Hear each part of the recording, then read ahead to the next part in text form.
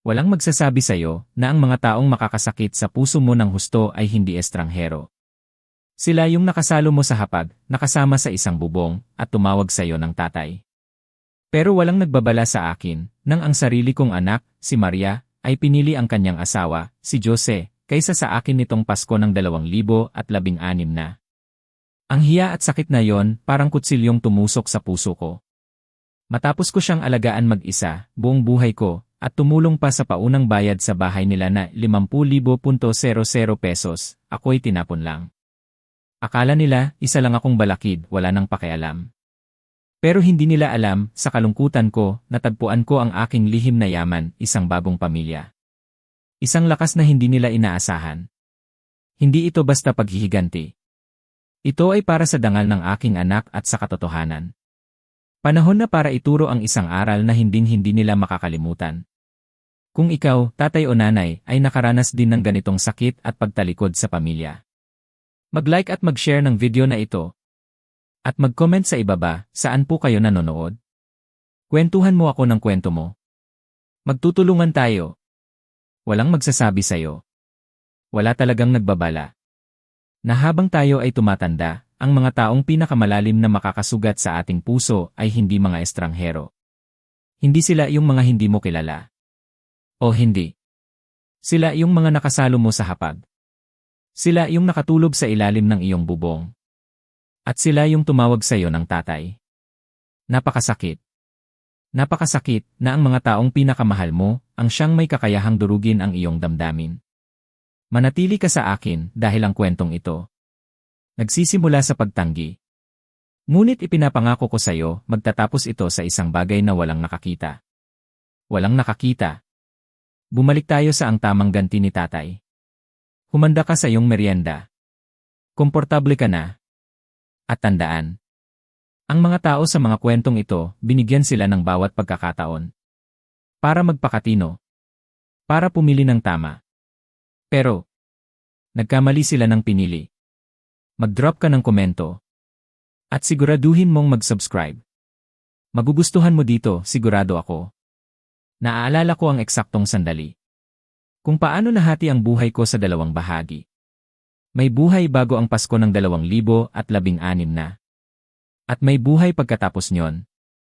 Nakatayo ako noon sa aming kusina. Ang mga sapatos ko sa trabaho. Suot ko pa. Hawak ko ang aking telepono. Parang kinagat ako nito. Tumawag ako kay Maria. Para kumpirmahin kung anong oras niya ako gustong pumunta para sa hapunan ng Pasko. Ginagawa namin yan.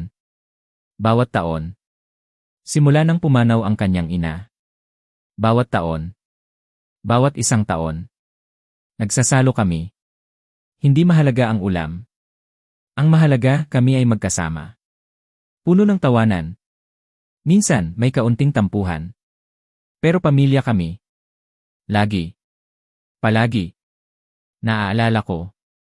May mga lumang pelikula tungkol sa Pasko na pinapanood namin. Kahit na alam kong hindi maganda. Pero ginagawa namin para kay Maria. Mahal niya kasi. Naaalala ko rin palagi siyang may nasusunog na tinapay. Tapos, ako naman. Magpapanggap na hindi ko napansin. Simpleng bagay lang. Pero mahalaga. Napakahalaga sa akin. Naging bahagi na yan ng aming buhay. Ang aming simple pero makahulugang tradisyon. Nagring ang telepono. Tumunog ito. Pangatlong ring. At sumagot siya. Agad kong naramdaman. Agad kong napansin. May kakaiba. Sa boses niya. Iba.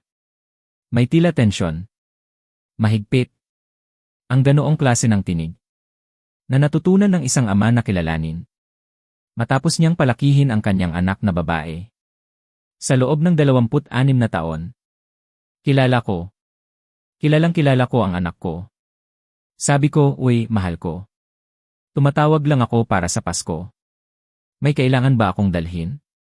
Iniisip ko noon. Siguro, bibili ako ng paborito niyang ubi cake. Sa panaderya ni Aling Nena. Yung ubi cake na dati. Ninanakawan mo ng hiwa. Bago pa dumating ang hapunan. Naaalala ko pa. Ang ngiti niya noon. Katahimikan. Hindi yung komportableng katahimikan. Hindi yung katahimikan na nagpapahiwatig ng pag-isip. Ito ay iba. Ito ay mabigat. Pagkatapos, nagsalita siya. Tatay. Si Jose po kasi.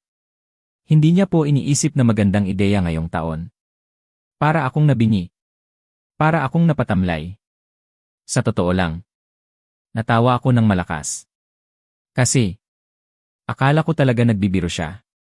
Sabi ko, si Jose. Hindi niya iniisip na magandang ideya ang Pasko. Bakit? Hindi naman kayo nagkakasundo noong Thanksgiving, di ba? Baka kailangan lang niya ng space. Sa sarili niyang bahay. Sa sarili niyang bahay. Ang salitang iyon. Parang suntok. Ang bahay na yan. Ang bahay na yan na tinulungan ko silang magbayad. Sa paunang bayad. Humigit kumulang 50,000 piso, 50,000 pesos ang binigay ko. Para lang magkaroon sila ng panimula. Isang magandang panimula. Pero, CJ, pinilit kong panatilihing kalmado ang boses ko. Sabi ko, Maria, hindi ako pupunta para bisitahin si Jose. Pupunta ako para bisitahin ang anak ko. Muli, natahimik siya. Mahaba. Malalim. Pagkatapos, sa tinig na napakahina, na hindi ko halos marinig. Hindi ko halos makilala. Hindi ko halos akalain na sa kanya nang galing. Sabi niya, tatay, huwag na po sana nating pahirapan palalo ang sitwasyon. At naroon na. Naroon na ang katotohanan. Hindi siya nagtatanong kung maaari akong hindi pumunta. Siya. Nag-uutos. Sa akin. Na huwag pumunta. At. Sa kung saan. Sa background. Maaari kong ipagkatiwala. Narinig ko ang yabag ni Jose. Mabagal. Sinadya. Parang isang lalaking nakikinig. Para siguraduhin na natapos ng maayos ang trabaho. Sabi ko, sige, Maria. Ganun na lang. CJ. Kasi, ano pa ba ang sasabihin mo? Kapag ang anak mo, ang sarili mong anak, pinipili ang isang lalaki kaysa sa kanyang sariling tatay. Sa araw ng Pasko. Wala. Wala kang masabi. Wala akong masabi. Ibinaba ko ang telepono. Pinatay ko ang tawag. Nanatili akong nakatayo. Sa kusinang iyon. Siguro. Mga 4 na minuto. Walang galaw. Walang kibo. Ang puso ko. Parang binagsakan ng langit. Hindi ko alam. Kung ano ang nangyari. Kung bakit. Kung paano. Naging ganito. Pagkatapos, tumingin ako sa paligid. Ng bahay. Ng aming bahay. Yung bahay na itinayo naming buhay. Ng nanay niya at ako. Yung bahay na saksi sa aming pagmamahalan. Sa aming pangarap. Sa aming paghihirap. Sa aming mga tagumpay. At sa aming mga luha. Ang bahay na punong-puno ng alaala. Ng pagmamahal. Ng aming pamilya. At naisip ko. Hindi ko gugustuhin. Magpalipas ng Pasko. Nakatitig lang. Sa mga pader na ito.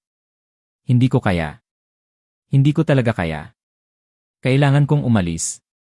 Kailangan kong lumabas. Kailangan kong makahinga. At mag-isa. Ito ang aking sandali. Sandali ng pagkakawasak. Ngunit hindi ko alam. Ito rin ang simula ng isang bagong kabanata. Sa buhay ko. Nakatayo ako roon sa aming kusina. Ang bigat ng loob ko. Parang may pumipiga sa aking dibdib. Ang bawat sulok ng bahay. Punong-puno ng alaala. Ng mga Paskong magkakasama kami. Ako, ang yumaong misis ko at si Maria. Hindi ko na kaya. Hindi ko talaga kaya. Ang ideya na gugugulin ko ang bisperas ng Pasko. Mag-isa lang. Nakatitig sa mga pader. Sa mga pader na saksi sa lahat ng aming pinagdaanan. Ito ay napakasakit. Masyadong masakit. Kailangan kong umalis. Kailangan kong lumabas. Kahit saan. Basta hindi dito. Kaya kinuha ko ang susi ng aking luma, ngunit mapagkakatiwala ang sasakyan. Isang lumang sedan. Matagal na naming kasama. Nagmaneho ako. Lumabas ako ng aming bakuran. Ang lamig ng simoy ng hangin. Nang gabi ng bisperas ng Pasko. Sumasapol sa aking mukha. Habang binabaybay ko ang kalsada. Ang mga ilaw ng Pasko. Nakasabit sa bawat bahay. Sa bawat puno. Kumikislap. Nagbibigay saya. Sa mga pamilyang magkakasama. Ang bawat kislap. Ang bawat kulay. Parang sinasaksak ang aking puso. Ang mga kanta ng Pasko. Umaalingaw-ngaw. Mula sa mga radyo. Mula sa mga bahay. Mga kantang nagpapaalala. Ng ligaya. Ng pagmamahalan. Ng pinagsasaluhan. Ng pamilya. Para sa akin. Ang bawat tono. Ay parang himig ng kalungkutan. Hindi ko alam kung saan ako pupunta. Basta. Gusto kong makalayo. Gusto kong makahanap ng lugar. Kung saan. Hindi ko mararamdaman. Ang bigat. Ng lahat ng ito. Maya-maya. Napadaan ako sa bahay Kubo Grill. Isang maliit na kainan. Hindi ito mamahalin. Hindi ito magarbo. Pero. Ito yung uri ng lugar. Na may papel na placemat. At mga naglilingkod. Natatawagin kang tatay o sir. Kahit na hindi ka nila kilala. May tiya o lola. Ang tawag sa akin. Nandoon pa rin. Yung dating naglilingkod. Si Aling Nena. Kilala na ako doon. Pumasok ako. Ang lugar. Medyo. Kalahati lang ang laman. Hindi gaanong marami. Ang bisperas ng Pasko kasi. Karamihan. Ay nasa kani-kanilang bahay. Kasama ang pamilya. Hindi katulad ng ibang araw. May mahinang tugtog. Umaalingaw-ngaw. Malumanay na tugtuging pamasko. Naayon sa panahon. Malamig. Ang musika. Pero. Parang. Lalo akong nilalamig. Sa loob. Umupo ako. Sa isang mesa. Para sa dalawa. Naramdaman ko. Na parang. Masyadong masakit. Masyadong mapangasar. Ang mesa na yon. Ang mesa na yon. Na dati. Pinupuno ng aming tawanan. Ng aming kwentuhan. Ng aming pagmamahalan. Ngayon. Ako na lang. Ako na lang mag-isa. Sa mesa. Para sa dalawa. Ang bigat. Napakabigat. Umorder ako. Ng sinigang. At kape. Mainit. Para kahit paano. Mabawasan ang lamig. Sa loob ko. Sinubukan kong magpakatino. Sinubukan kong magpakatatag. Ayaw kong ipakita. Sa kahit sino. Na ako ay. Malungkot. Na ako ay. Nag-iisa. Kinakausap ko ang sarili ko. Caleb. Kaya mo to, magpakatatag ka. Isang marangal na lalaki. 61 taong gulang. Kumakain mag-isa ng sinigang. Nitong bisperas ng Pasko. Buong tapang kong sinasabi. Sa aking sarili. Okay lang ako. Ayos lang ako. Kaya ko to, ngunit. Sa loob ko. Alam ko ang katotohanan. Hindi ako okay. Hindi ako ayos. Hindi ko ito kaya. Dumating ang naglilingkod. Si Aling Nena. Hawak niya ang isang basket ng pandesal. Mainit. Bagong luto. Amoy masarap. Inilapag niya sa aking harapan. Ang pandesal. Tinignan niya ako. May kaunting ngiti. Pero. Sa kanyang mata. Nakita ko. Ang isang damdamin. Na nagpahina sa aking loob. Tatay. Kayo lang po ngayong gabi. Tanong niya. Ang boses niya. Malambing. Puno ng pagmamalasakit. Ang mga salitang iyon. Parang. Humaplos. Sa aking puso. Ngunit. Kasabay nito. Ang sakit. Ay. Lalo pang lumalim. Ako lang ang sabi ko. Ang boses ko. Hindi ko halos makilala. Parang may humaharang sa aking lalamunan. Ang simpleng sagot. Ngunit puno ng malalim na kahulugan. Para sa akin. Para sa kanya. Binigyan niya ako ng tingin na yon. Yung tingin na kilala mo. Yung tingin na puno ng awa. Ng malalim na pagkaunawa. Yung tingin na ay kawawa naman. Mag-isa lang. Yung tingin na ang mga taong may mabuting puso ay hindi talaga mapigilan na ibigay sa isang taong sa tingin nila ay nangangailangan ng pagmamalasakit, ng awa. Munang, ang tingin na yon ang nagpatindi sa aking kalungkutan, sa aking pag-iisa. Naramdaman ko ang init ng luha na nagbabanta, na bumuhos. Naramdaman ko ang bigat ng lahat. Ang bigat ng pagtanggi ni Maria. Ang bigat ng aking pag-iisa. Ang bigat ng Paskong ito. Masyadong mabigat. Naisip ko na baka humingi na lang ako ng bill, umuwi na lang. Magkulong sa bahay kung saan walang makakakita. Sa aking kahinaan, sa aking kalungkutan, kung saan maaari akong lumuha ng tahimik, ng mag-isa. Pero bago pa ako makahingi ng bill, bago pa ako makatayo mula sa mesa, narinig ko siya mula sa kabilang dako ng kainan. Isang boses ng babae. Malakas. Mainit. Walang pag-aalinlangan. Walang pagpipigil. Sir. Naku, sir. Ang sabi niya. Yung nakaasul na jacket. Tinaas ko ang tingin ko. Isang babae. Siguro. Nasa mid-negatibo 4 na pula.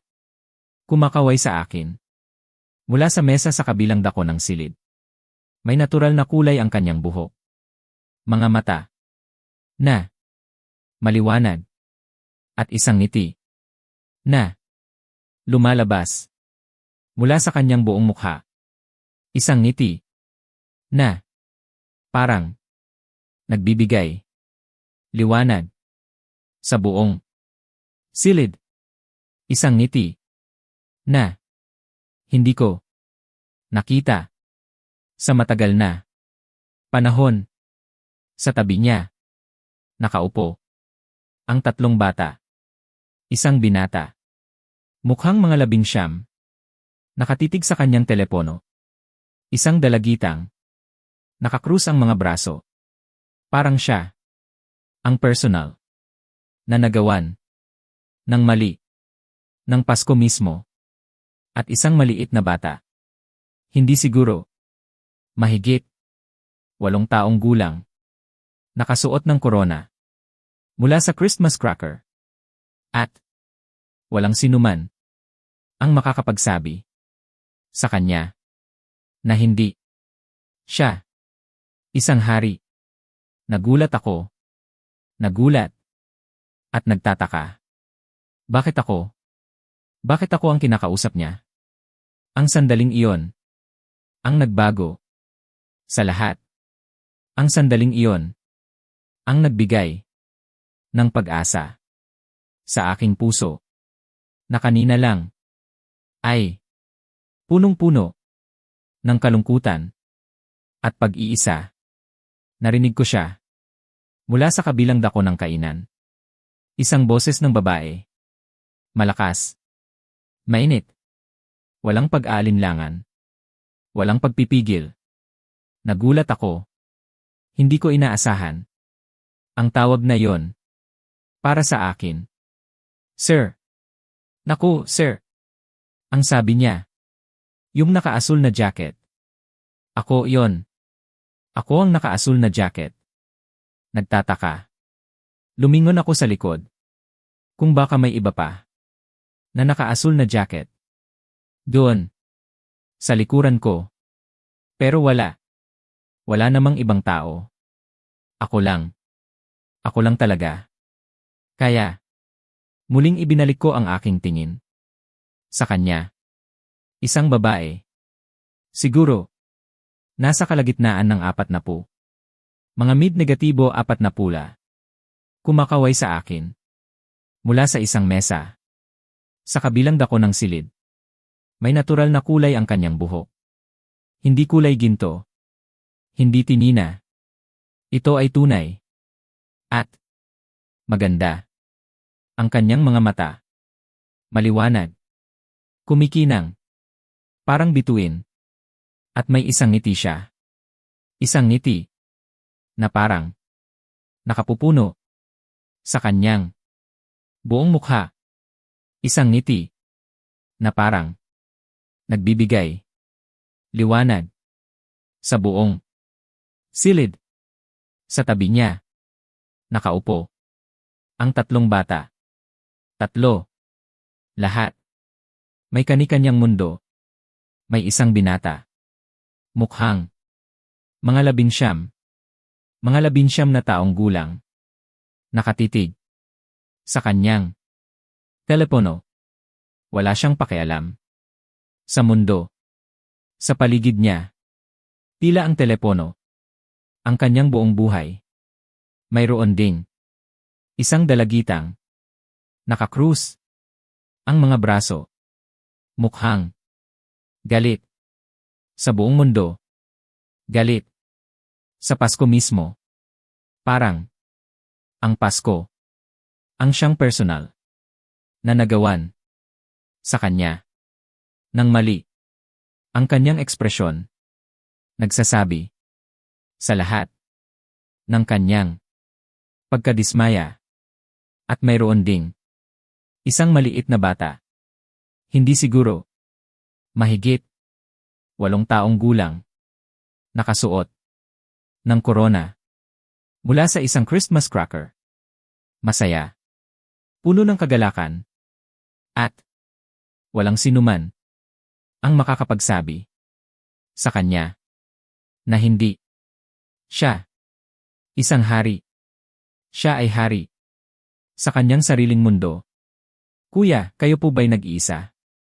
Tanong niya. Ang boses niya. Malakas.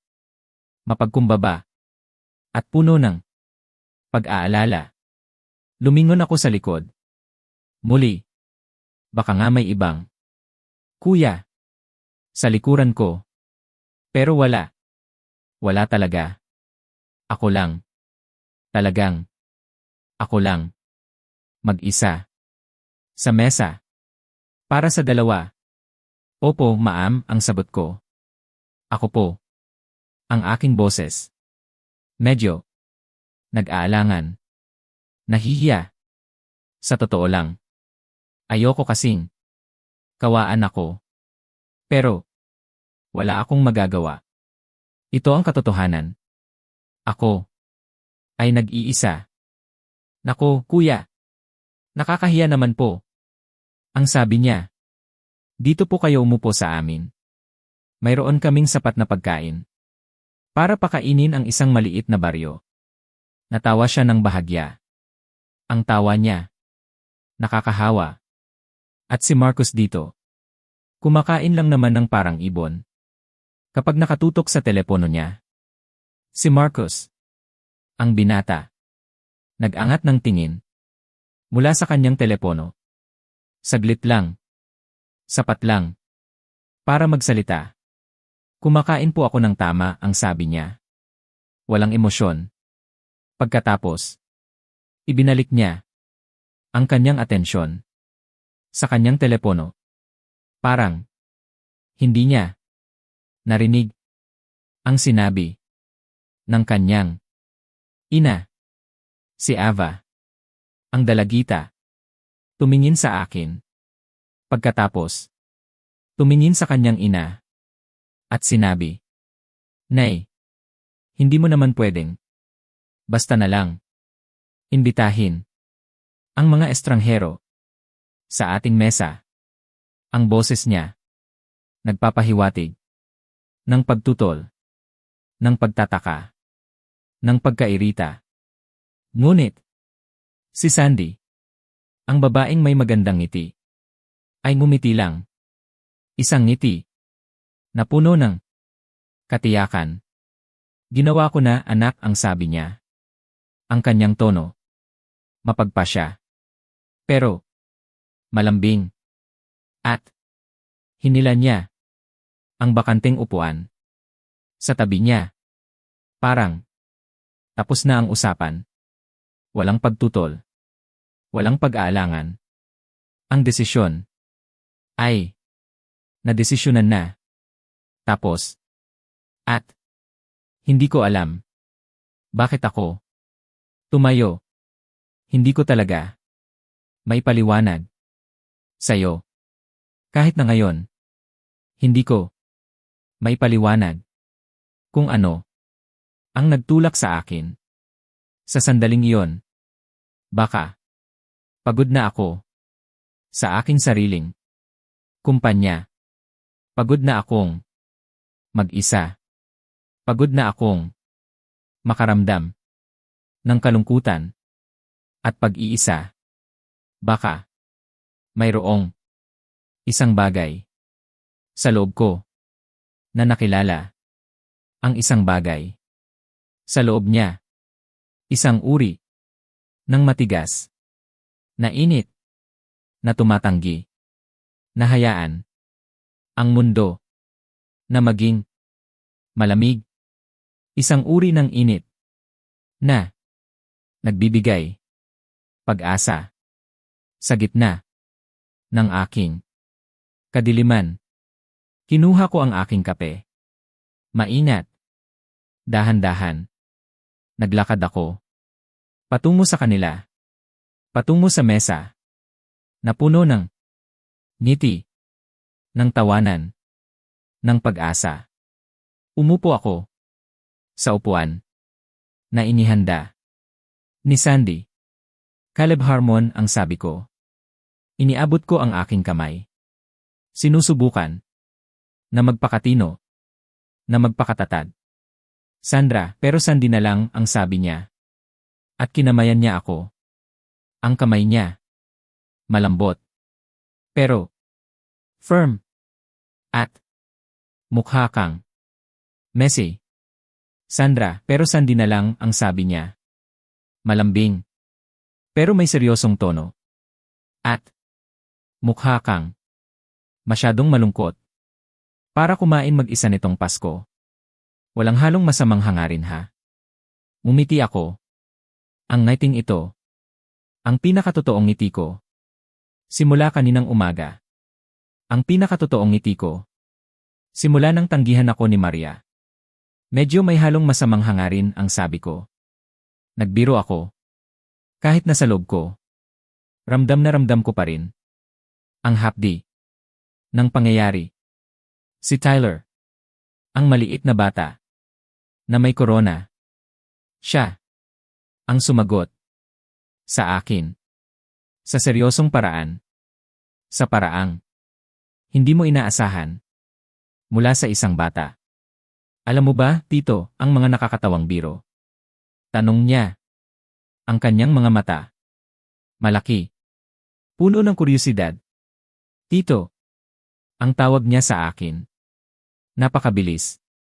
Parang parte na ako ng kanilang buhay. Napakabilis. Ngunit, nagbigay ito ng init sa aking puso. Ang puso kong kanina lang ay punong-puno ng lamig. Ilang alam ko ang sagot ko. Bakit? Talaga po bang nakakatawa? Yung pangtatay lang na biro. Muling tanong niya. Ang kanyang tono. Walang halong biro. Seryoso. Talaga. Ano naman ang pagkakaiba? Tanong ko. Nagtataka ako. Kung ano ang ibig niyang sabihin. Walang pag-aalinlangan. Walang pag-angat ng tingin. Mula sa kanyang telepono. Si Ava. Ang dalagita. Ang sumagot. Ang mga biro po ng tatay.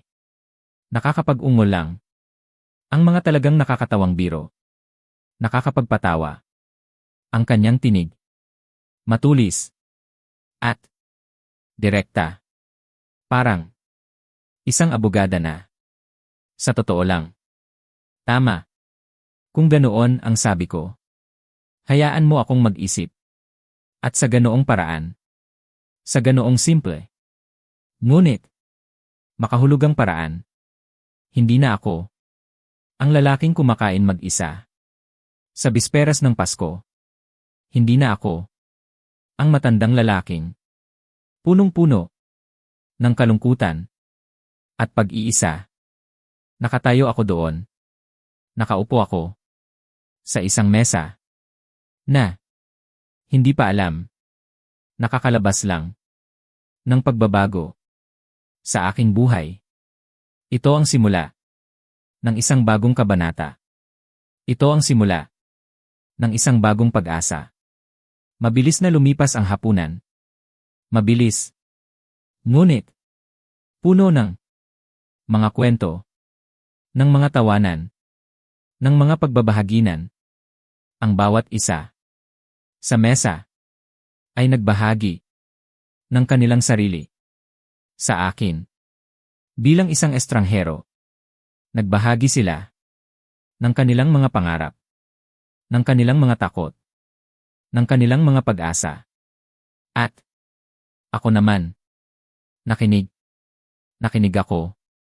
Ng buong puso. Sa pagtatapos ng hapunan. Alam ko na. Ang asawa ni Sandy. Ay umalis.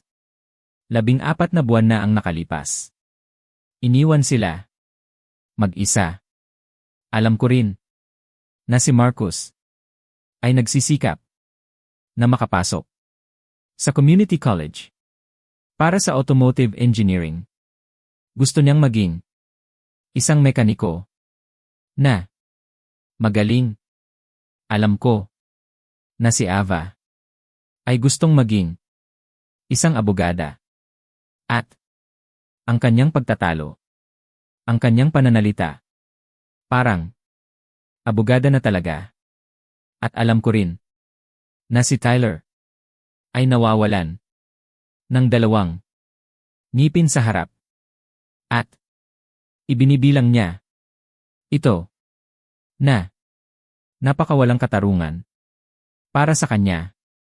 Ang mga simpleng detalyeng ito. Ay. Nagbigay. Ng kulay. Sa aking mundo. Nagbigay. Ng kahulugan. Sa aking buhay. Alam din ni Sandy. Na mayroon akong anak. Na hindi ko makikita. Nitong Pasko. Sinabi ko sa kanya. Na may anak ako. At. Ang pamilya ko. Ay. Nasa ibang lugar. Sa ibang mundo. Para sa akin. Hindi ko. Idinetalye. Hindi ko. Dinugtungan. Ang aking kwento. Ng sakit. Ng pagtanggi. Ng pag-iisa. Hindi niya. Kinulit. Hindi niya. Pinilit. Na magtanong. Nang higit pa. Tumango lang siya. Sa paraang. Ginagawa ng mga tao. Kapag. Naiintindihan nila. Na. Ang isang. Naramdaman. Ang isang. Carrot. Ay. Masyadong sariwa. Masyadong masakit. Para. Kalabitin. Para. Tuksuhin. Naiintindihan niya. Ang sakit. Sa aking puso. At. Ang kanyang pag-unawa. Ay. Nagbigay. Ng ginhawa. Sa akin. Nang dumating ang bill para sa hapunan. Akmang. Aabutin ko. Ito. Akmang. Babayaran ko. Ang lahat. Kasi. Feeling ko. Ako. Ang pinakamatanda. Sa mesa. At. Ako. Ang may kakayahan. Para gawin. Iyon. Pero. Huwag mong subukan, ang sabi niya. Ang kanyang tinig. Matigas. Determinado. Ngunit, may halong ngiti. Pinakain mo ako, isang estranghero, nitong Pasko, ang sabi ko. Ang pinakamaliit na magagawa ko ay ang bayaran. Ang hapunan. Pakiramdam ko. Ito. Ang aking tungkulin. Ang aking pananagutan. Bilang isang lalaki. Bilang isang guest. Ang pinakamaliit na magagawa mo, ang sabi niya. Muli. Ang kanyang ngiti ay lalo pang lumalim. Ay ang sumipot. Sa susunod na Sabado, gumagawa ako ng lapas batchoy. Bawat unang Sabado ng bawat buwan. Gusto ka na ni Tyler. At hindi siya gusto sa kahit sino. Si Tyler, ang maliit na bata na may korona, tumango ng seryoso. Kinumpirma niya ang sinabi ni Sandy. Ang kanyang tingin. Seryoso. Ngunit, puno ng pag-asa. Tiningnan ko ang babaeng ito. Si Sandy. Ang pamilyang ito. Ang mesa na ito. Na puno ng mga tao. Na walang anumang obligasyon sa akin. Walang dahilan kung bakit kailangan nila akong imbitahin sa kanilang buhay. Walang dahilan kung bakit kailangan nila akong damayan sa aking kalungkutan. Pero ginawa nila ang lahat ng ito. At ang kanilang kabaitan, ang kanilang pagmamahal ay humaplos sa isang parte ng puso ko na akala ko ay matagal nang namatay. Magdadala ako ng dessert, ang sabi ko. Ang aking boses. Medyo nagulat sa aking sariling mga salita. Hindi ko plinano ang sasabihin ko. Ngunit, naramdaman ko na ito ang tamang bagay na gawin. Wala akong ideya sa panahong iyon na ang unang Sabado na iyon ay magiging 7 taon. Wala akong ideya na ang 4 na taong ito, ang 4 na pamilyang ito, ay magiging ang pinakatunay na pamilya na kailanman nakilala ko.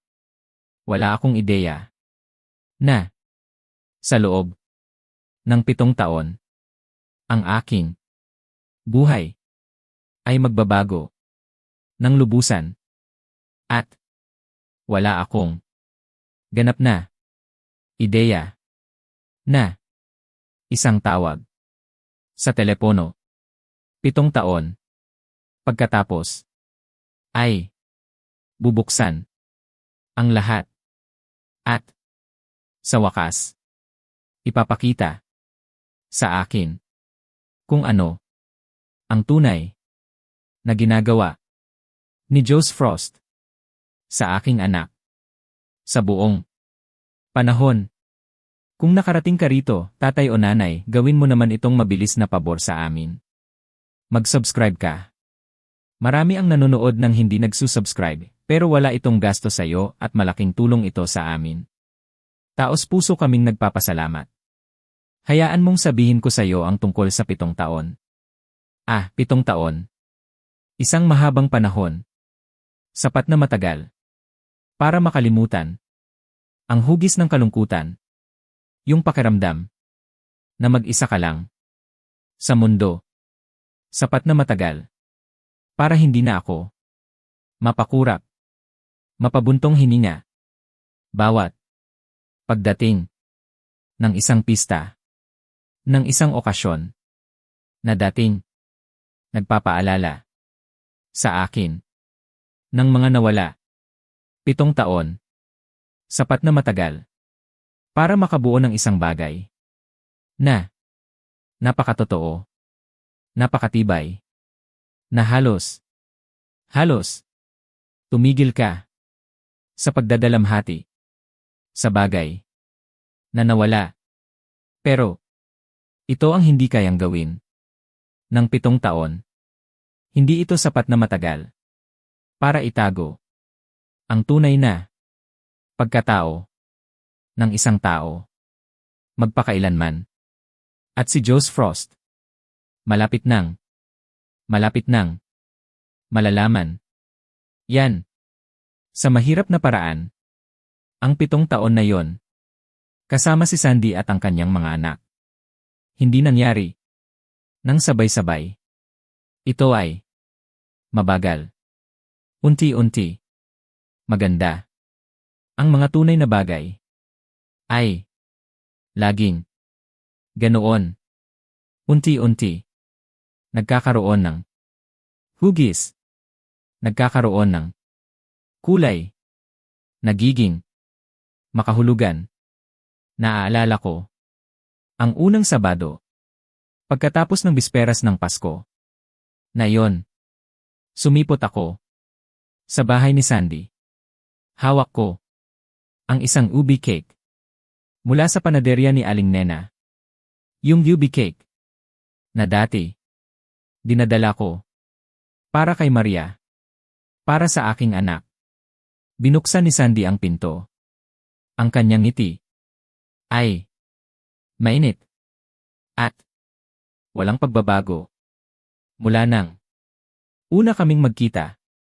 Tiningnan niya ang ubi cake. Pagkatapos. Tiningnan niya ako. At sinabi. Ikaw. Ang paborito ko ng tao. At. 4 na segundo pa lang. Ang nakalipas. Simula nang dumating ka. Ang kanyang mga mata. Nagliliwanag. Puno ng kagalakan. At pagsasaya. Agad. Na. Dinampot. Ni Tyler. Ang kahon ng cake. Bago pa ako. Makapasok. Sa loob. Ng bahay. Ang bilis niya. Parang kidlat. Tyler. Hindi yan sayo. Ang sabi ni Ava. Mabilis. At. Walang pag-aalinlangan. Pagkatapos. Tumingin siya sa akin. At sinabi. Masaya po kaming makita kayo ulit, Ilang Harmon. Ang kanyang tono. Formal. Masyadong formal. Para sa edad niya. Pero. Ganoon siya. Parang. Abogada na. Sa kanyang. Pagsasanay. Si Marcus naman. Ay. Nasa ilalim. Ng lababo. Sa kusina. Nag-aayos. Nang tumutulo. Ang isang maliit na tagas. Sa ilalim ng lababo. Ang simpleng senaryo na yon. Ang nagsabi. Sa akin. Ng lahat. Ng kailangan kong malaman. Tungkol. Sa binatang iyon. Siya. Ay. Masipag. Responsible. At. Mahusay. Nag-roll up ako. Ng aking mga manggas. At. Lumabas ako. Doon. Sa ilalim. Ng lababo. Kasama niya. Hindi ako makatagal. Na makita siya. Na nahihirapan. Mag-isa. Kung kaya kong tumulong. Kung kaya kong magbigay. Ng aking. Kaalaman. At. Karanasan. Ay. Gagawin ko. Agad. Walang pag-aalinlangan. Sumandal si Sandy. Sa pintuan. Sa kusina. Tinitingnan kami. Ng isang ngiti. Na. Puno ng. Pagmamalaki. At. Pag-ibig. Umayos ka na ba ng tubo dati? Tanong niya. Umiti ako. Nagpalaki ako ng anak na babae. Mag-isa. Sa loob ng 11 taon. Matapos pumanaw ang aking asawa, ang sabi ko. Umayos ako ng tubo. Nagplaster ng dingding. Nag-rewire ng banyo. At, minsan, nagsagawa pa ako ng emergency surgery sa isang Barbie dream house. Tumawa si Marcos mula sa ilalim ng lababo. Ang tawa niya. Ang tawa niya. Naalala ko. Ito. Ang unang pagkakataon na narinig ko siyang tumawa. Ang kanyang tawa. Malakas. Totoo. Parang isang tunog ng pag-asa. Parang tunog ng progreso, ng pag-unlad. Ngayon, kailangan mong maunawaan ang isang bagay bago ako magpatuloy. Dahil ang susunod na bahagi, ito ay mahalaga. Napakahalaga.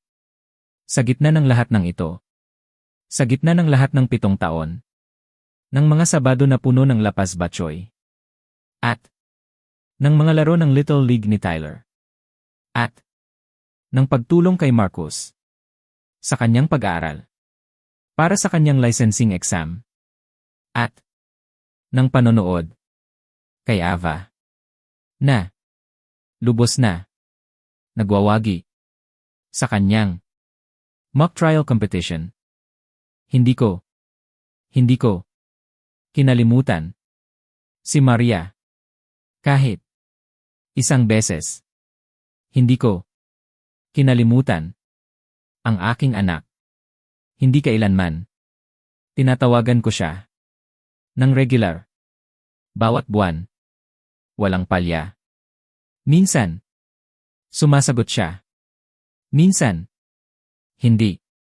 Kapag sumasagot siya, ang mga pag-uusap namin ay maikli, maingat. Parang pinipili niya ang bawat salita mula sa isang listahan na naaprubahan na. Okay lang ako, tatay. Okay naman si Jose. Salamat. Marami ang trabaho. Susubukan kong tumawag ng mas madalas.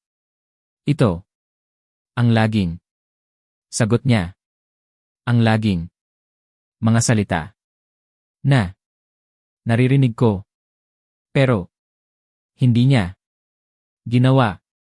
Hindi niya sinubukan na tumawag ng mas madalas.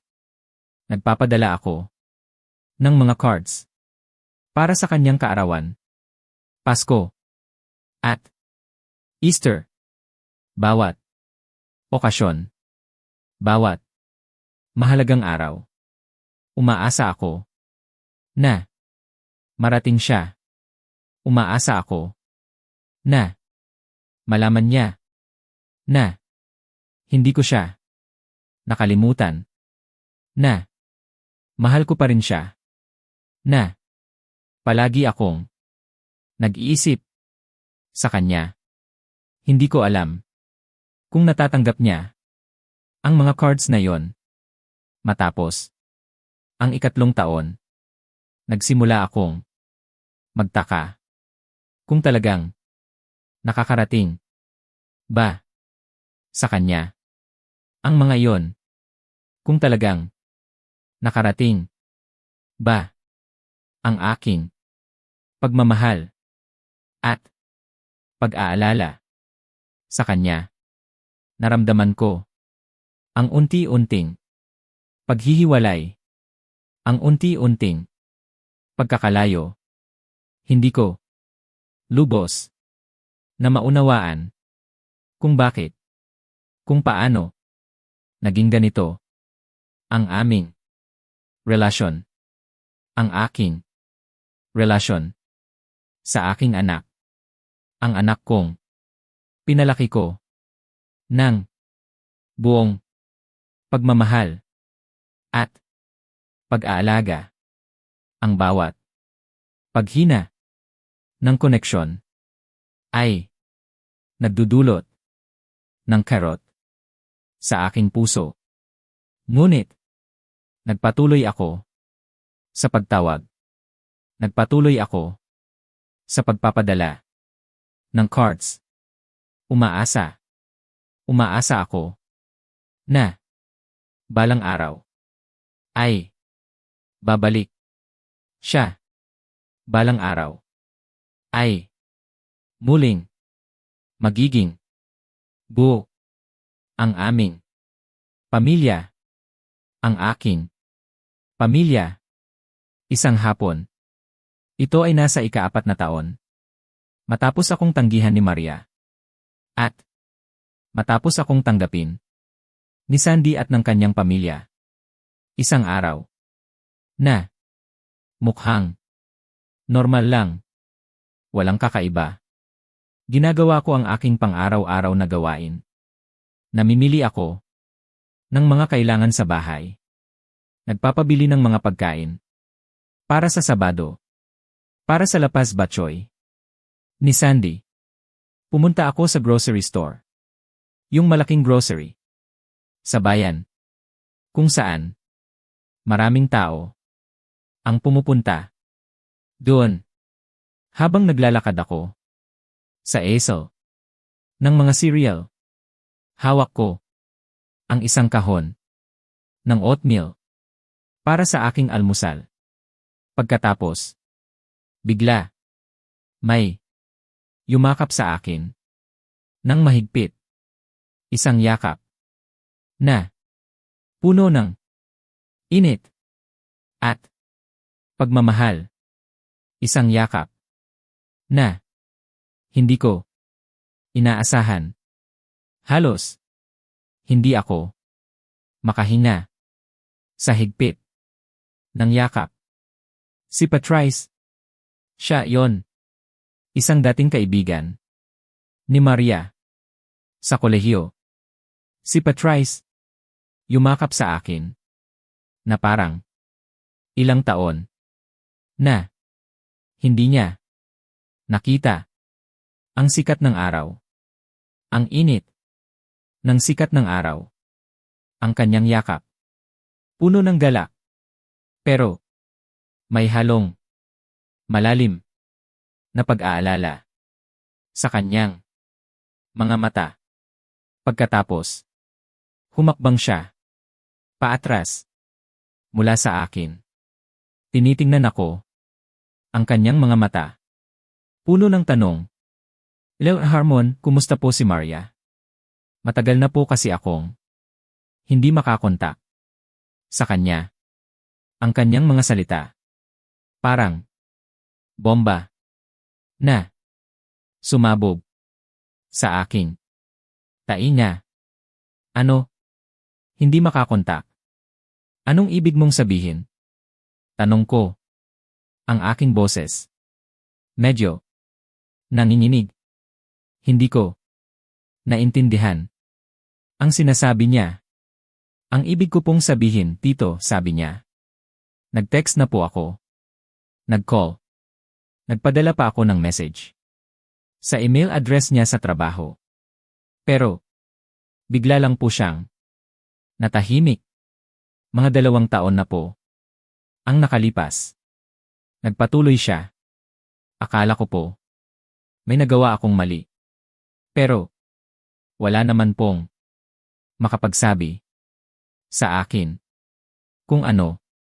Nakatayo ako doon sa aisle ng mga cereal. Hawak ko pa rin ang kahon ng oatmeal. Ang aking mundo ay parang biglang tumigil. Naramdaman ko ang lamig na gumagapang sa aking likod. Ang mga salita niya ay nagdulot ng matinding pag-aalala sa akin. Hindi ka ang unang tao na nagsabi niyan sa akin. Ang sabi ko. Ang aking boses. Mahina. Halos hindi marinig. Pero ang katotohanan ay hindi na maaaring itago. Si Patrice tumingin sa akin, ang kanyang mga mata nagpahayag ng isang bagay na mas malalim pa kaysa sa pag-aalala, isang bagay na maaari kong ilarawan bilang malalim na pagkaunawa, ngunit may halong matinding takot. Harmon, ayos po ba siya? Okay lang po ba si Jose sa kanya? At naroon na ang tanong na matagal ko nang iniikutan sa loob ng 4 na taon, ang tanong na hindi ko naging sapat ang tapang para harapin, ang tanong na naramdaman ko sa aking loob ngunit hindi ko pinayagan na lumabas sa aking bibig. Wala akong sagot para kay Patrice, wala akong sasabihin na makapagpapagaan ng kanyang loob ng aking loob, wala akong alam na sasabihin sa kanya. Binigay ko ang aking numero sa kanya, sinabi ko na patuloy siyang sumubok na makakontak kay Maria at patuloy ako na magmaneho pa uwi, hawak ko ang oatmeal, ngunit ang aking dibdib ay puno ng isang pakiramdam na maaari kong ilarawan bilang basang semento. Mabigat, hindi gumagalaw, malamig at mahirap alisin. Manatili ka sa akin dahil dito ito ang lugar kung saan gumawa ako ng isang desisyon na nagpabago sa lahat, nagpabago sa takbo ng aking buhay. Kinuwento ko kay Sandy ng gabing iyon ang lahat ng aking naramdaman, ang lahat ng aking nakita, lahat ng aking narinig. Kami noon nasa balkonahe ng kanyang bahay pagkatapos ng hapunan, gaya ng palagi naming ginagawa, siya hawak ang kanyang tsaa, ako naman hawak ang aking kape. Ang mga bata sa loob ng bahay gumagawa ng ingay, ngunit ang ingay na yon ay musika sa aking tainga ngayon. Kinuwento ko sa kanya tungkol kay Patrice, tungkol sa mga cards na pinapadala ko na hindi ko alam kung natatanggap ni Maria, tungkol sa maikling tawag sa telepono at sa mga salita na naaprubahan, na tungkol sa pakiramdam na hindi ko maalis sa aking dibdib, ang pakiramdam na mayroong mali sa lahat ng ito. Natahimik si Sandy sa loob ng mahabang panahon. Ang kanyang katahimikan ay hindi karaniwan sa kanya. Si Sandy ay laging may sasabihin, laging may payo, laging may kwento. Ang kanyang katahimikan ay nagpapahiwatig na mayroong malalim na iniisip siya. Pagkatapos nagsalita siya, Caleb, ang sabi niya, ang kanyang tinig mahina, ngunit matatag, magtatanong ako sa iyo ng isang bagay at kailangan ko na isipin mong mabuti bago ka sumagot. Ang kanyang tingin diretsyo sa aking mga mata. Sige, ang sabi ko, ang aking puso ay mabilis ang tibok, alam kong ang susunod niyang sasabihin ay mahalaga, napakahalaga. Sa lahat ng taon simula nang sabihin ni Jose sa kanya na putulin ang komunikasyon sa iyo, tanong niya, ang kanyang boses puno ng pag-aalala, si Maria, mayroon bang minsan na siya ang unang kumontak sa iyo? Tumawag ba siya sa iyo nang hindi ikaw ang unang tumawag sa kanya? Binuksan ko ang aking bibig para sumagot, ngunit walang lumabas na salita. Muli isinara ko ang aking bibig, umupo ako doon sa tanong na yon, siguro mga 30 segundo na parang habang buhay na lumipas sa aking isip. Pagkatapos nagsalita ako, ang aking boses mahina at puno ng kalungkutan, hindi. Ang sabi ko, hindi kailanman ang simpleng salita na yon, ngunit nagdala ito ng napakalaking bigat ng katotohanan. Tumango si Sandy ng dahan-dahan, inilapag niya ang kanyang tsaa sa mesa at nagsalita, hindi. Yan isang anak na huminto sa pagmamahal sa kanyang ama. Ang kanyang boses nagpapahayag ng malalim na pag-unawa, ng malalim na katalinuhan. Iyan ay isang babae na sinabihan kung sino ang pinapayagan siyang mahalin. Narinig ko ang kanyang mga salita, ang bawat salita ay tumagos sa aking puso, sa aking kaluluwa. Alam ko sa aking loob na tama siya, alam ko na ang kanyang mga salita ay ang katotohanan, ngunit hindi ko pa lubos na nauunawaan kung gaano nga ba siya katama. Hindi ko pa lubos na nakikita ang buong larawan ng kadiliman na balot sa buhay ng aking anak, sa buhay ni Maria. Naalala ko pa ang 5 taon ng aming pagiging pamilya, isang taon na puno ng mga tagumpay at mga pagdiriwang. Si Marcus, ang panganay ni Sandy, nakuha na niya ang kanyang automotive certification, isang malaking hakbang para sa kanya at para sa amin, na nakasaksi sa lahat ng kanyang pinagdaanan. Napakasaya ng araw na yon. Nag-organisa kami ni Sandy ng isang munting salu-salo sa kanilang bahay. Para sa kanya, walang humpay ang paghahanda. Naglagay kami ng mga streamers, makukulay sa buong sala. Naghurno si Sandy ng paboritong cake ni Marcus, chocolate na may icing na chocolate rin. Ang buong bahay ay punong-puno ng tawanan ng mga bisita, ng musika, at ng amoy ng sariwang lutong cake. Ang saya, napakasaya. Si Tyler, ang bunso, nagawa niya ang isang handmade card para kay Marcus, gawa niya mismo gamit ang kanyang mga kamay. Congrats, Mark, ikaw ang pinakamagaling na mekaniko sa buong mundo, ang nakasulat sa card. May kaunting maling spelling sa ilang salita, medyo malikhain ang kanyang pagbaybay, pero ang damdamin sa likod ng mga salitang iyon ay perpekto, walang labis, walang kulang. Perpekto talaga ang pagmamahal ni Tyler para sa kanyang kuya, ay kitang-kita sa bawat guhit ng kanyang lapis. Sa isang punto, habang nagpapatuloy ang salu-salo, hinila ako ni Marcus patabi sa kusina. Kaming dalawa lang doon sa kusina. Ang kanyang boses medyo mahina pero determinado. Si Marcus noon ay 24 na taong gulang, mas matangkad na siya sa akin. Ng 2 pulgada isang bagay na hindi niya kailanman nakakalimutang ipinaalala sa akin, lagi niya yon nababanggit sa aming pag-uusap. Tatay, ang sabi niya ang kanyang tono seryoso, ngunit may halong malalim na damdamin, may gusto po akong sabihin at ayaw ko pong maging kakaiba.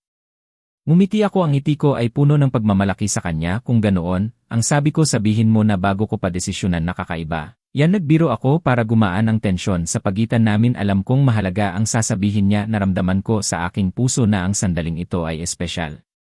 Huminga siya ng malalim, ang kanyang tingin ay direktang nakatuon sa aking mga mata, puno ng katapatan. Hindi niyo naman po kailangan na lumabas para sa amin, ang sabi niya, alam niyo po yon, di ba? Hindi niyo naman po kailangan na bumalik ng paulit-ulit, kaya niyo naman pong maging isang lalaki lang na inimbitahan ng nanay ko sa hapunan isang beses lang tapos mawala na lang. Tumigil siya sandali, ang katahimutan ay bumalot sa amin, ngunit ito ay isang komportableng katahimikan, isang katahimikan na puno ng pag-unawa, ng pagkilala, ng pagmamahal. Ang bawat salita niya ay tumagos sa aking puso. Pero nanatili po kayo, ang sabi niya, ang kanyang boses medyo nanginginig sa damdamin. Lumabas po kayo para sa bawat isang bagay, bawat laro ni Tyler, bawat pag-aaral ko, bawat mahalagang sandali ng buhay namin, at gusto ko lang po na malaman niyo na mahalaga po. Yon, sobrang mahalaga, mahalaga po kayo sa aming lahat, higit pa sa inaakala niyo. Naramdaman ko ang init ng luha na nagbabanta na bumuhos sa aking mga mata. Hindi ko ito pinigilan, hindi ko ito itinago, hayaan ko lang silang dumaloy. Tiningnan ko ang binatang ito, si Marcus, ang bata na dati ay nasa ilalim ng lababo nag-ayos ng tumutulo. Ang unang araw na nakilala ko siya noon, isang simpleng batang iyon, ngayon isang ganap na binata, isang responsable at mahusay na binata, at ang binatang ito ang nagsabi sa akin na mahalaga ako. Marcus, ang sabi ko, ang aking boses medyo nanginginig sa damdamin, ang paglabas para sa inyo ay ang pinakamadali na bagay na nagawa ko sa loob ng maraming taon. Totoo. Yan, totoo ang bawat salita, sa lahat ng paghihirap ng pag-iisa, sa lahat ng sakit ng pagtalikod, ang pagiging parte ng kanilang buhay ay ang pinakamadaling naranasan ko, ang pinakamasarap. Tumango siya, ang kanyang tingin ay puno ng pag-unawa. Pagkatapos niyakap niya ako ng mahigpit, isang yakap na matatag, totoo, walang halong pag-aalinlangan, walang halong pagpapanggap, isang yakap na nagsasabi ng lahat ng kailangan kong malaman. Tungkol sa kanya, tungkol sa aming relasyon, hindi na ako mag-isa, hindi na ako kailanman mag-isa muli. Biglang sumulpot si Ava sa pintuan ng kusina, tiningnan niya kami sa amin dalawa, ang kanyang mga mata matalas, nakapansin ng lahat. Umiiyak po ba kayong dalawa dito sa kusina? Tanong niya, ang kanyang tono nagpapahiwatig ng panunukso ng pagkaamus. Hindi. Ang sabi ni Marcus mabilis at walang pag-aalinlangan, sinusubukan niyang itago ang katotohanan, ngunit masyadong huli na. Pareho kayong ang sama-sama magsinungaling, ang sabi niya, at naglakad siya palayo, ngumiti ng bahagya. Alam niya ang totoo at masaya ako na alam niya. Medyo umiiyak ako para sa talaan, umiiyak ako sa tuwa, umiiyak ako sa pasasalamat, umiiyak ako sa pagmamahal, umiiyak ako kasi sa loob ng 7 taon naging buo ulit ang aking pamilya. Ang 2 taon na sumunod pagkatapos ng gabi na iyon ay lumipas ng payapa, ng masaya, na puno ng mga bagong alaala na unti-unting nagpalubog sa mga lumang alaala ng sakit at pag-iisa. Bawat Sabado ay isang pagdiriwang sa bahay ni Sandy, ang amoy ng lapas batchoy, 1, 2, 3, 4, 5, ay laging sumasalubong sa akin sa pinto. Nagsimula na rin akong mag-eksperimento sa aking mga dessert. Ang ubi cake ay naging ang aming classic, ngunit nagdadala na rin ako ng leche flan, ng cassava cake, ng madja blanca. Bawat linggo ay isang bagong sweet treat para sa kanila at para sa akin. Napanood ko si Marcus na nagtrabaho ng husto para makaipon, para makabili ng kanyang sariling gamit sa mekaniko. Narinig ko ang kanyang mga plano para sa kanyang sariling shop balang araw. Napanood ko si Ava na nag-aaral ng mabuti, nagwawagi sa kanyang mga debate sa eskwela. Ang kanyang mga pananalita ay laging nakakahimok, lagi siyang handa na ipagtanggol ang kung ano ang tama. Alam kong magiging mahusay siyang abogada. At si Tyler, lumaki siya mula sa isang maliit na bata na may korona hanggang sa maging isang dalagitang may matatalas na tanong at puno ng kuryosidad. Ang kanyang mga biographical na facts tungkol sa mga dinosaur at mga planeta ay laging nagpapatawa sa akin. Lagi siyang nagtatanong ng mga pangtatay na jokes, at ang kanyang mga reaksyon ay laging presko, laging nakakatuwa. Ang mga 7 taon na iyon ay naging ang aking pangalawang buhay, ang aking pangalawang pamilya, isang pagpapala na hindi ko inaasahan, isang pagpapala na nagpuno sa akin ng pagmamahal at kaginhawaan. Ngunit sa kabila ng lahat ng ligaya na iyon, sa kabila ng lahat ng kapayapaan na iyon, May isang bahagi pa rin ng puso ko na laging naghahanap kay Maria, laging nagtataka, laging umaasa, laging nag-aalala ang basang semento, ay naroon pa rin sa isang maliit na sulok ng aking dibdib, nagpapahiwatig ng isang katotohanan na hindi ko pa lubos na naiintindihan.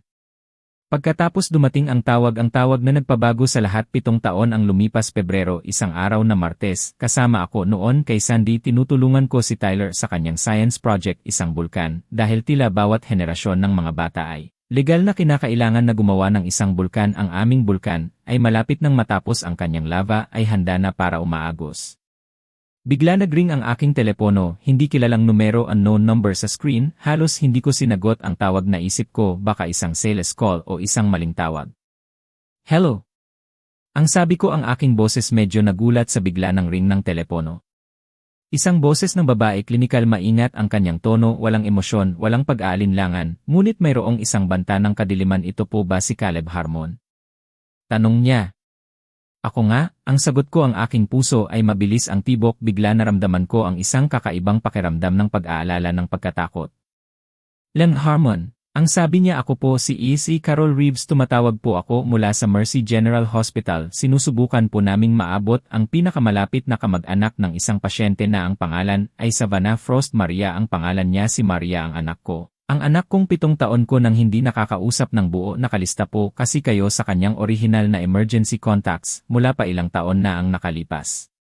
Ang volcano kit sa kamay ni Tyler ay nahulog sa sahig, nahulog na walang ingay, walang tunog ng pagbagsak. Ang mundo ay parang biglang tumigil, ang aking hininga ay biglang tumigil, ang lahat ay naglaho sa isang iglap. Anong nangyari? Tanong ko, ang aking boses mahina, halos hindi ko marinig, parang nanggagaling sa malayo ang tunog ng aking sariling boses.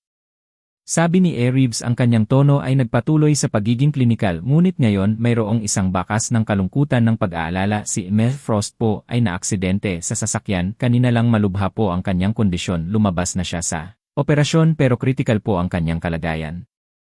Bumuntong hininga ako ng malalim, isang hininga na sa tingin ko ay matagal ko nang pinipigilan. Simula pa ng una kong nakita ang unknown number, ang takot, ang pag-aalala ay nagbigay ng daan sa isang maliit na pag-asa. Buhay siya, buhay pa ang anak ko.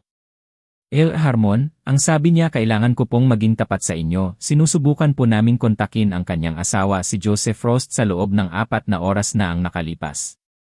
At? Tanong ko, ang aking puso ay mabilis ang tibok, ang takot ay muling sumasakop sa akin, isang mas malalim na takot, isang takot na mas malamig pa kaysa sa nauna. Tumigil siya sandali, ang kanyang katahimikan ay mas mabigat pa kaysa sa mga salita. Hindi po namin malocate siya, ang kanyang tono maingat, masyadong maingat para sa isang mahalagang impormasyon.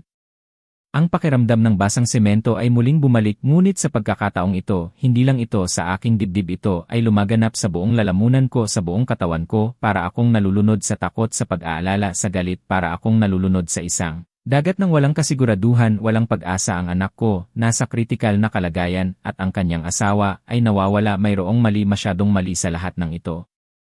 Paparating na po ako, ang sabi ko agad, walang pag-aalinlangan, walang pag-isip ng kung ano ang mangyayari. Ang tanging nasa isip ko ay si Maria, ang anak ko. Hindi mo kailangan. Ang sabi ni Sandy, bigla nasa tabi ko na siya, ang kanyang kamay hawak ang aking balikat, ang kanyang mga mata puno ng pag-aalala. Ngunit mayroon ding pagkakataon na magpakatatag. Caleb, kunin mo ang jacket mo. Hindi siya nagtanong, hindi siya nagduda, alam niya kung ano ang nangyayari at alam niya kung ano ang kailangan kong gawin. Si Ava bumaba mula sa hagdan, ang kanyang mga mata matalas, na intindihan niya ang sitwasyon. Sa loob ng halos 2 segundo, pupunta po kami kasama siya. Ang sabi niya, ang kanyang tono matatag, determinado. Si Marcus sumulpot mula sa pasilyo, suot na niya ang kanyang jacket, handa na siya agad, walang pag-aalinlangan.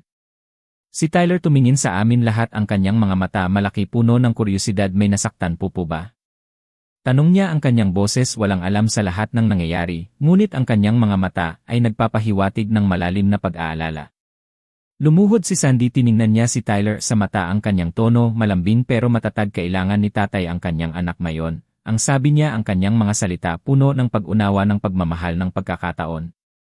Si Tyler tumingin sa akin, ang kanyang mga mata malaki, seryoso. Kung ganoon po, kailangan na po nating umalis, di ba?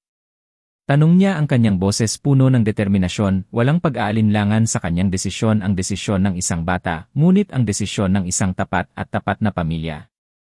Hindi ako makapagsalita sa loob ng isang segundo. Nagulat ako sa kanilang pagmamahal, sa kanilang suporta, sa kanilang pagiging pamilya, isang pamilya na hindi ko inasahan, isang pamilya na naging ang aking sandigan, ang aking lakas. Tumango lang ako. Nagmaneho kami papunta sa Mercy General, kaming 5, isang lalaki sa pamilyang pumili sa kanya, nagmamaneho sa isang malamig na gabi ng Pebrero patungo sa isang anak na walang kaalam-alam na pupunta kami lahat. At sa kung saan sa highway na yon, inabot ni Sandy mula sa passenger seat ang kanyang kamay, hinawakan niya ang aking kamay, ang init ng kanyang kamay ay nagbigay ng ginhawa sa akin, ang kanyang mga salita ay humaplos sa aking puso. Anuman ang matuklasan natin pagdating natin doon, hindi mo ito haharapin mag-isa. Narinig mo ba ako?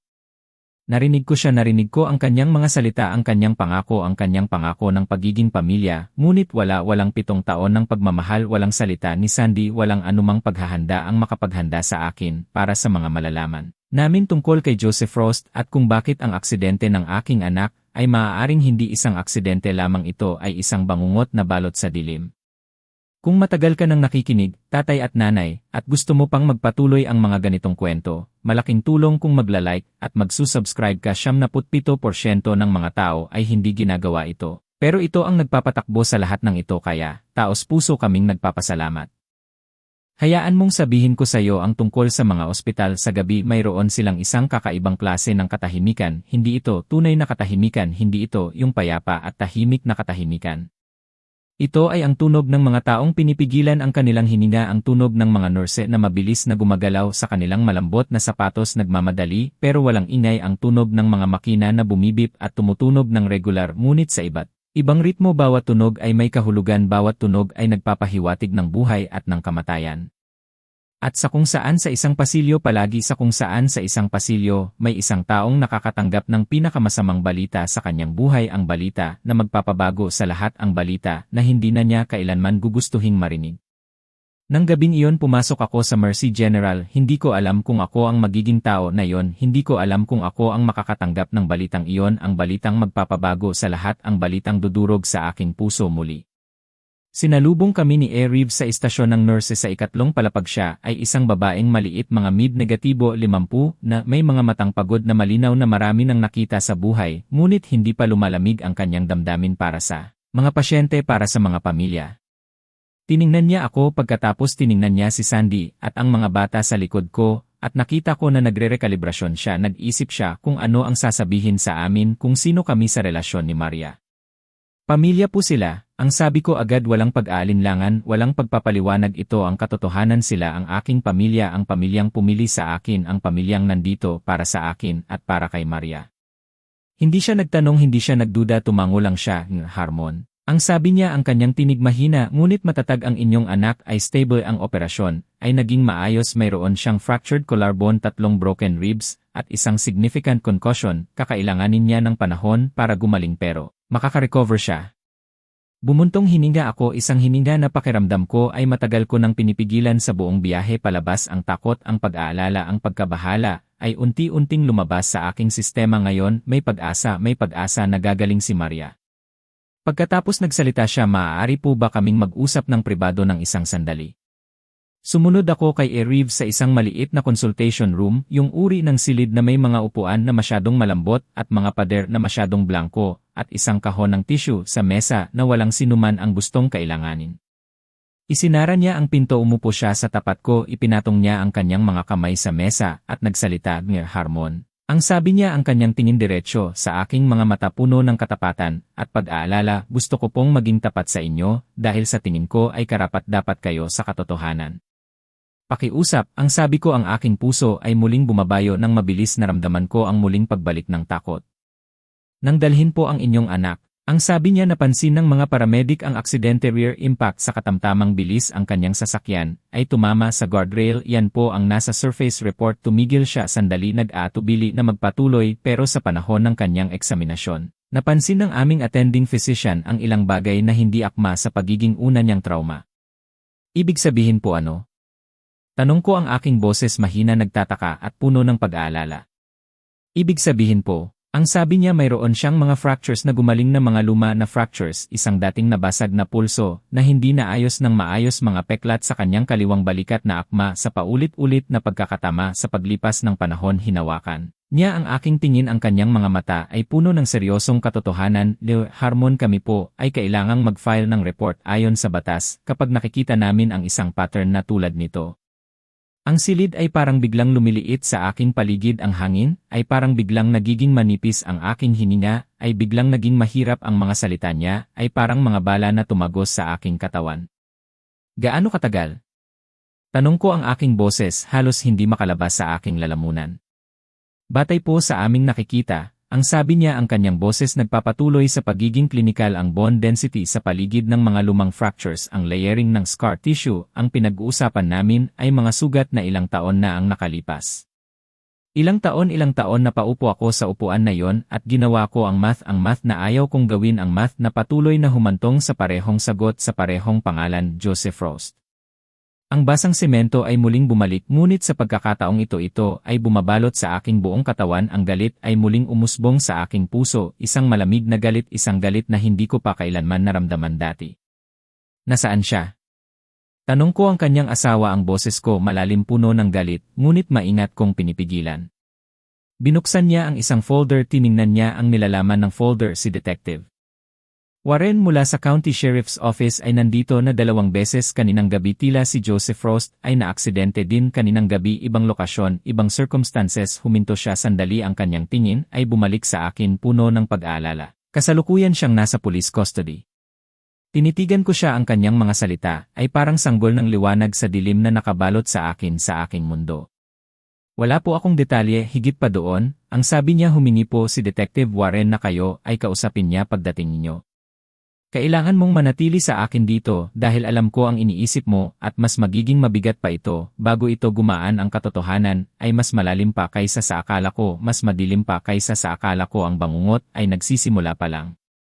Paglabas ko mula sa silid ni A. Reeves, nandoon na si Detective Warren, isang matangkad na lalaki, hindi siya nagmamadali, ang kanyang mukha walang emosyon, walang anumang makikita mo kung ano ang nasa isip niya, walang libre, walang madali ang kanyang pagkatao. Kinakamayan niya ako sa pasilyo, ang kanyang kamay malakas at matatag. Harmon, ang sabi niya, nagpapasalamat kami sa iyong pagdating, alam kong marami kayong pinagdadaanan. Sabihin mo sa akin, ang sabi ko, ang aking boses malamig at matigas, ano ang nangyayari sa asawa ng aking anak? Wala na akong ibang gustong malaman sa sandaling iyon, ang tanging nasa isip ko ay kung ano ang ginawa ng lalaking iyon sa aking Maria. Si Joseph Frost po ay kinuha namin kaninang gabi. Ang sabi niya, ang kanyang tono kalmado ngunit direkta, mga 40 minuto pagkatapos ng aksidente ng inyong anak, nakatanggap po kami ng tawag mula sa isang kapitbahay, 3 linggo na ang nakalipas, reklamo sa ingay na na-flag ng aming responding opisyal bilang potensyal na domestic situation.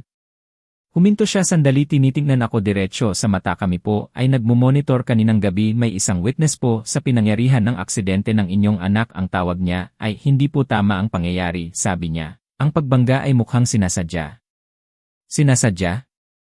Ang sabi ko, ang aking hininga ay biglang nahinto, nagulantang ako sa salitang iyon. Iniimbestigahan pa po namin. Ang sabi niya, pero gusto ko pong maging tapat sa inyo, si Joseph Frost po ay naging masyadong maingat sa loob ng napakatagal na panahon, anuman ang nangyayari sa loob ng bahay na iyon, sinigurado niya na mananatili ito sa loob ng bahay lang. Naisip ko si Patry sa ISO ng serial, hindi ko po siya makontak, matagal na ang kanyang mga salita, umaalingaw sa aking isip, naisip ko ang mga maikling tawag sa telepono, ang mga naaprobahang salita, naisip ko ang 7 taon ng mga birthday cards, na hindi ko alam kung natanggap niya ang mga cards na puno ng aking pagmamahal at pag-aalala, ngunit hindi kailanman nakarating sa kanya. Inisol niya po siya. Ang sabi ko, ang aking boses malamig at matigas, hindi ito tanong, ito ay isang pahayag, isang pagkumpirma ng lahat ng aking hinala, ng lahat ng aking takot. Tiningnan ako ni Detective Warren nang matatag, yan po ang lumalabas na larawan, ang sabi niya, opo. Nakaramdam na ako ng galit sa aking buhay, naramdaman ko ang totoong galit, yung mainit at matulis na uri ng galit na mabilis na dumating, pero ang naramdaman ko na nakatayo sa pasilyo na yon ay iba. Ito ay mabagal, malamig, ang uri ng galit na nauupo, ipinapatong ang mga kamay at nagdedesisyon na maging pasensyoso, maging matyaga, isang galit na naghihintay para sa tamang panahon, isang galit na handa lumaban para sa anak ko, para kay Maria.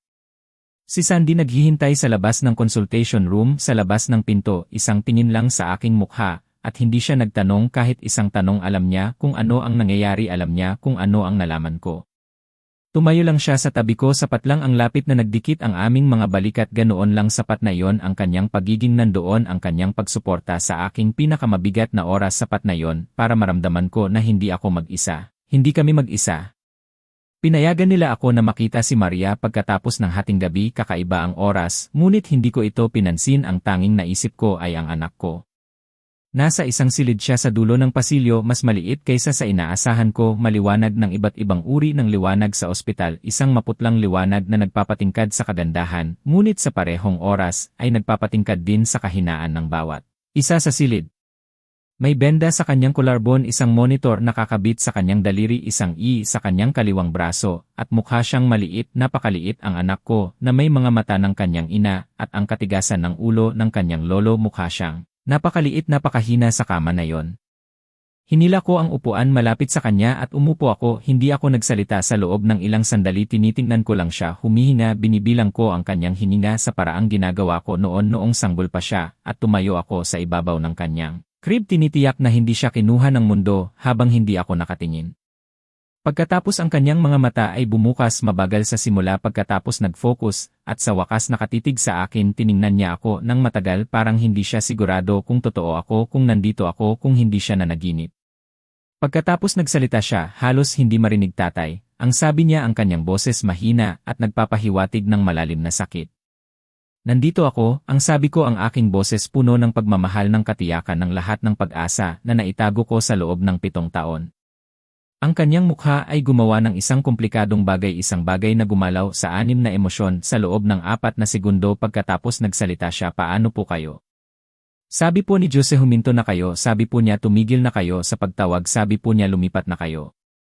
Narito na ang sandali, ang katotohanan, ang pinakadilim na bahagi ng kwento ng panloloko at manipulasyon ng isang tao sa aking anak. Pinanatili ko ang aking boses, napaka matatag, Maria. Ang sabi ko, tinawagan ko po kayo bawat buwan sa loob ng 7 taon, nagpadala po ako ng cards sa bawat kaarawan, bawat Pasko, hindi po ako huminto kahit isang beses. Natahimik siya, maaari kong makita siya nagpoproseso ng mga salita ko, nakikipaglaban sa mga sinabi ni Jose, nakikipaglaban sa katotohanan. Sabi niya po, pinakita niya po sa akin ang isang mensahe mula sa numero niyo, sabi niya po, tapos na kayo, ang sabi niya, ang kanyang mga mata puno ng luha ng pagkalito ng sakit. Anak ko, ang sabi ko, hindi iyon mula sa akin. Ang monitor bumibip, tumutunog ng regular, walang emosyon, walang pakialam sa drama sa damdamin na pumupuno sa silid.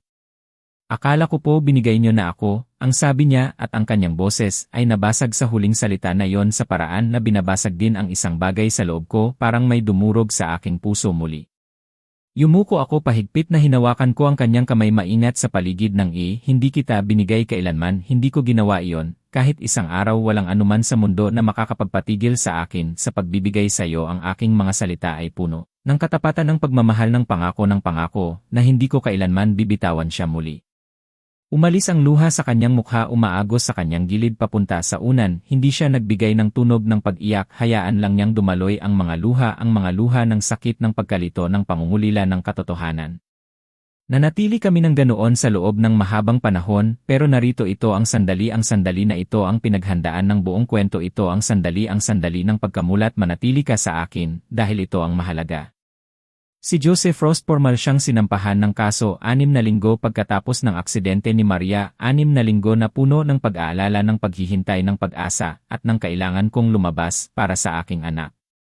Ang investigasyon ay nagbunyag ng lahat ng pinaghihinalaan ni Detective Warren, ang lahat ng kinatatakutan ko, isang pattern ng kontrol, ng manipulasyon, ng pisikal na pang-aabuso na maingat na itinago sa likod ng isang makinang na pinto, sa likod ng isang kaakit-akit na ngiti sa publiko. Ang sinadyang katangian ng aksidente ay sa huli isinama sa mga kaso, hindi ito aksidente, ito ay isang gawa ng karahasan, ng kontrol ng isang lalaki na gustong ariin ang buhay ng aking anak. Ginugol niya ang 7 taon na yon sa pagbuo ng mga pader sa paligid ng aking anak, pinutol niya ang mga koneksyon na nag-ugnay sa kanya, sa sinumang nagmamahal sa kanya, pinalitan niya ang kanyang kasaysayan ng kanyang sariling bersyon ng katotohanan. Naisip ko muli ang mga salita ni Sandy, hindi yan isang anak na huminto sa pagmamahal sa kanyang ama, iyan ay isang babae na sinabihan kung sino ang pinapayagan siyang mahalin. O, Sandy, gaano ka nga ba katama sa lahat ng ito? Ang galit na naramdaman ko sa ospital, ang galit na mabagal, malamig at pasensyoso, ay lumalim. Naging mas matindi ito ay hindi lang para sa akin, hindi lang dahil sa sakit na dinulot sa akin, kundi dahil sa lahat ng pinagdaanan ng aking anak. Ang sakit, ang takot, ang pag-iisa, ang panlilinlang na pinaniwalaan niya sa loob ng 7 taon, isang bangungot na walang katapusan. Ngunit ito ang hindi kailanman naibili ni Joseph Frost, ang isang estranghero na nakaasul na jacket na umupo sa maling mesa sa bisperas ng Pasko, at tumangging bitiwan siya. Hindi niya naibili ang pagmamahal, ang pag-asa, ang pamilya na hindi niya inasahan na darating. Hindi niya naibili si Sandy Pierce na nagdedesisyon sa loob ng 30 segundo kung may magandang kaluluwa ang isang tao, at hindi kailanman nagkamali sa kanyang hatol. Si Sandy na may pusong ginto na hindi kailanman sumuko sa pagmamahal at pag-asa. Hindi niya naibili si Marcus na nagbabantay ng walang nag-uutos sa kanya na gawin yon. Si Marcus na naging isang tunay na anak sa akin. Si Marcus na may puso ng tunay na tapat na anak at kapatid. Hindi niya naibili si Ava na napapansin ang lahat ng maliit na detalye, ang lahat ng nakatago na katotohanan. Si Ava na may matatalas na mata at isip na laging naghahanap ng katotohanan, ng katarungan. O si Tyler na gumagawa ng mga cards mula sa mga pamphlet, dahil ang kilos ay mas mahalaga pa kaysa sa papel. Si Tyler na may pusong puro at buo na nagbibigay ng pagmamahal at pag-asa sa bawat isa sa paligid niya. Nagbuo siya ng mga pader matataas, makakapal, matitibay. Akala niya walang makakagiba sa mga pader na iyon, pero hindi niya alam na kami ay nagbuo ng isang pamilya. At ang mga pamilya ay may sariling paraan ng paghahanap sa isa't isa, kahit sa gitna ng mga guho, kahit sa gitna ng mga wasak. Ang pagmamahal, ang pag-asa, ang pananampalataya, ay mas malakas pa kaysa sa anumang pader. Si Maria, lumabas na siya sa ospital. Sa wakas nagpapagaling siya ng dahan-dahan sa pisikal at sa emosyonal na aspekto. Marami pa siyang kailangang harapin, marami pa siyang kailangang pagdaanan, ngunit hindi na siya mag-iisa. Dumating siya sa bahay ni Sandy sa unang pagkakataon, isang araw na Sabado sa buwan ng Abril, ang simula ng isang bagong kabanata sa kanyang buhay. Nakatayo siya sa harap ng pintuan ng bahay ni Sandy. Hawak niya ang isang ubi cake mula sa panaderya ni Aling Nena, ang ubi cake na dati dinadala ko para sa kanya, ang ubi cake na simbolo ng aming nakaraan, ng aming pagmamahal, ng aming pamilya. Binuksan ni Sandy ang pinto, ang kanyang ngiti ay mainit at walang pagbabago. Mula nang una kaming magkita, tiningnan niya ang ubi cake, pagkatapos tiningnan niya si Maria, at sa wakas tiningnan niya ako. Ang kanyang mga mata puno ng pag-unawa, ng kagalakan, at ng pagmamahal. Pagkatapos hinila niya ang aking anak sa isang mahigpit na yakap, isang yakap na parang matagal na niyang hinihintay na gawin, kasi sa isang paraan ay hinihintay nga niya ang yakap na iyon sa loob ng 7 taon, ang yakap ng isang ina sa isang anak na matagal na nawala. Biglang sumulpot si Tyler, ang kanyang mga mata nagniningning sa kagalakan. Tiningnan niya ang kahon ng cake. Naku, Tito Caleb. Galing po yan sa panaderya ni Aling Nena, di ba? Tanong niya, ang kanyang boses puno ng excited at pag-asa. Ngumiti si Maria, ang kanyang ngiti ay totoo, ang kanyang mga mata malaki, puno ng pag-unawa at pag-asa. Opo, ang sabi niya, doon po. Tumingin si Maria sa akin, ang kanyang mga mata ay puno ng tawanan. Sabi ko sayo, kinukonsidera niya na karapatan niya yon. Ang sabi ko, nagbiro ako, ang aming lumang koneksyon ay unti-unting nagbabalik. Tumawa siya muli, ang tawa na iyon, ang tawa na totoo, ang tawa na puno ng kalayaan, ang tawa na matagal nang hindi ko narinig sa loob ng 7 taon, ang tawa ng isang anak na sa wakas ay malaya na maging sarili niya. At sa kung saan sa pagitan ng tawa na iyon at ng amoy ng lapas batchoy ni Sandy na lumalabas sa pintuan, sa pagitan ng pagset ni Marcus ng isang karagdagang upuan sa mesa nang walang nag-uutos sa kanya na gawin yon. Ang aking buhay na nahati sa dalawa noon sa bisperas ng Pasko, 7 taon na ang nakalipas, ay tahimik sa wakas, nagiging buo ulit, nagiging kumpleto, nagiging puno ng pag-asa, ng pagmamahal, ng pamilya, isang pamilya na hindi ko inasahan, isang pamilya na dumating sa tamang panahon, isang pamilya na gumawa sa akin ng buo muli. Ang aking puso na matagal nang wasak ay sa wakas buo na, puno ng tawanan, ng amoy ng lapas batchoy, at ng init ng pagmamahalan. Ang lahat ng sakit ng nakaraan ay napalitan ng biyaya, isang tunay na pamilya, ang aking Maria, at ang mga taong pinili ako. Ang aking yaman, ito ang kwento ng pag-asa at ng pagmamahal na hindi kailanman sumusuko. Kung naantig ka sa kwentong ito at naunawaan mo ang halaga ng pamilya, pindutin mo na ang like button at mag-subscribe para sa higit pa na mga kwento mula sa puso. Tulad nito, ibahagi mo rin ang iyong kwento sa comments, mahalaga ka sa amin. Salamat sa iyo.